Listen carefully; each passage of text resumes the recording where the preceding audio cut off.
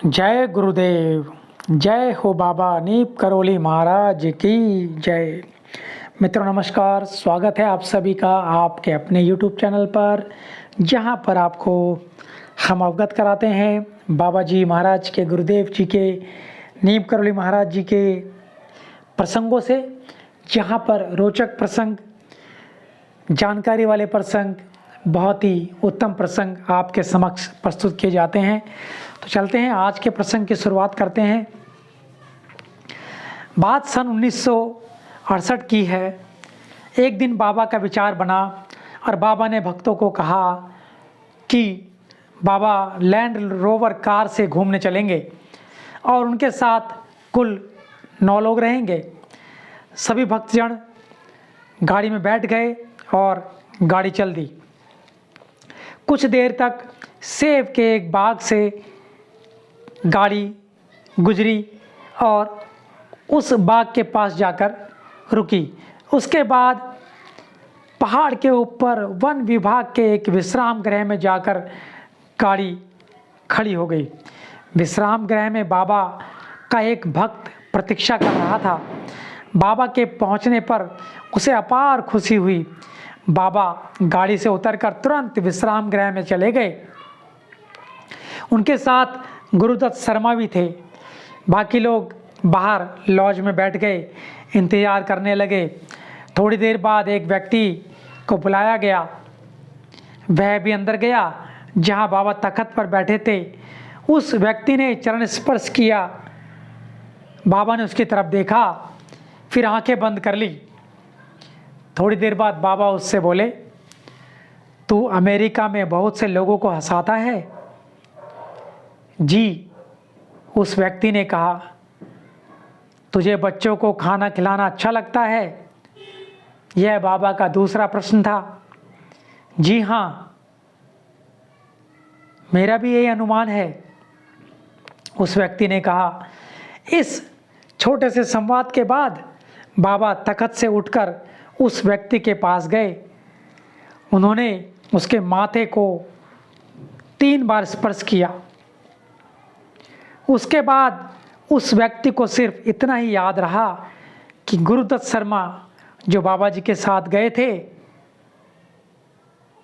उसका हाथ पकड़कर विश्राम घर से बाहर ले जा रहे थे। बाहर दिव्य प्रकाश था। कुछ समय बाद सभी लोग गाड़ी में बैठकर वापस आश्रम लौट गए। अब जिस व्यक्ति को बाबा ने माथे पर हाथ मारा था, वह व्यक्ति सोच में डूब गया कि मेरे साथ हुआ क्या था। कुछ दिनों बाद वह व्यक्ति अमेरिका लौट गया और जब वह अमेरिका में था तो अचानक उसके पास एक हरिदास का लिखा हुआ पत्र मिला, जिस पत्र में लिखा था, जिस दिन बाबा ने तुम्हारे माथे पर हाथ रखा था उस दिन तुम बहुत ही ऊंची स्थिति में थे। जब तुम बाहर आए थे तब तुम्हारी आंखों में आंसू बह रहे थे। वास्तविकता यह थी कि उस व्यक्ति को कुछ भी याद नहीं था। अब इस व्यक्ति ने उस घटना की तुलना किससे की, आप जान सकते हैं। वीडियो पूरा देखिएगा, समझिएगा कि ऐसे हमारे देश में बहुत बड़े संत हुए हैं, बहुत बड़े स्वामी ने हमारे देश में जन्म लिया है। इस घटना की तुलना वह करने लगा स्वामी विवेकानंद जी के साथ घटी उस घटना से, जब स्वामी रामकृष्ण परमहंस ने विवेकानंद के वक्ष से अपने पांव को स्पर्श कराकर उन्हें समाधिस्थ कर दिया था और विवेकानंद चिल्ला उठे थे, मेरे परिवार का क्या होगा। विवेकानंद का परिवार उन्हीं पर आश्रित था। तो इस तरह से हमारे देश में जो स्वामी हुए हैं, जो महान विभूतियाँ हुई हैं, उनके बारे में बात करते हुए भी अच्छा लगता है और हमारे मुंह से उनका नाम आ रहा है तो हम अपने आप को धन्य समझते हैं। तो इतना होने के बाद उस समय रामकृष्ण परमहंस जी ने अपना पांव हटा लिया और विवेकानंद जी की चेतना लौट आई, वे सामान्य हो गए।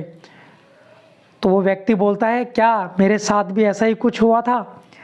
मुझे दीक्षा दी गई थी, जो कुछ मेरे साथ हुआ उसका उद्देश्य क्या था? उस व्यक्ति ने सोचा और कुछ लोगों से पूछना चाहा। उस घटना के बाद उस व्यक्ति के दिमाग में वर्षों तक एक ही सवाल छाया रहा। उसने बाबा के भक्तों से जानना चाहा कि उसके साथ उस दिन जो कुछ हुआ उसका मकसद क्या था, किंतु सभी भक्तों के, सभी अनुयायियों के अलग अलग उत्तर थे, किंतु किसी ने संतोषजनक उत्तर नहीं दिया था। किसी ने इसे बाबा का वरदान बताया, कुछ लोगों ने तो इसे महाराज जी की आदत को बताया। किसी ने कहा कि बाबा हमेशा विशेष दीक्षा दान को छिपाए रखते ताकि भक्त को ऐसा लगे कि जैसे कुछ हुआ ही ना हो। एक अन्य भक्त का कहना था कि कुंडलिनी जागृत करने के लिए हुआ। चलो जो भी हुआ, बाबा के स्पर्श के बाद तो यही लगा था कि मैं गड़बड़ा गया हूँ, उस व्यक्ति ने कहा, परंतु वह भी महाराज जी का अपना तरीका था। तो महाराज जी अपने तरीके से कभी किसी भक्त को किसी तरह से, कभी किसी भक्त को किसी तरह से जागृत किया करते थे और आशीर्वाद दिया करते थे। ऐसे थे हमारे बाबा जी महाराज, बाबा नीप करोली महाराज जी, जिनको साक्षात हनुमान जी का अवतार कहा गया है। और आज भी बाबा नीप करोली महाराज जी उपस्थित हैं, सर्वज्ञ हैं, व्यापक हैं। तो आशा करता हूँ आप सभी को आज का ये प्रसंग अत्यंत ही पसंद आया होगा।